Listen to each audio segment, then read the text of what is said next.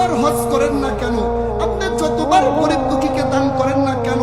যদি আপনি সারা জীবন নামাজ কালাম পড়েন, আপনি যদি হজ করেন, আপনি যদি যাকাত দেন, আপনি যদি অসহায় মানুষের কাছে সাহায্য করেন, কিন্তু আপনি আপনার বোনের হক আদায় করলেন না, আপনার বোনের হক আপনি মেরে দিয়েছেন, তাহলে আপনার এই রোজা, আপনার এই যাকাত, আপনার এই সমস্ত আমল আল্লাহ তাআলা কবুল করবেন না। আপনার বোনের হক, আপনার বোনের হক, আপনার বোনের হক বুঝিয়ে দিতে হবে,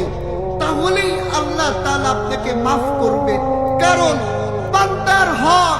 বান্দা ছাড়া আল্লাহ মাফ করেন না, বান্দার হক তো বান্দাই মাফ করবে। এজন্য ও ভাই, ও আমার দোস্ত বুজুর্গ,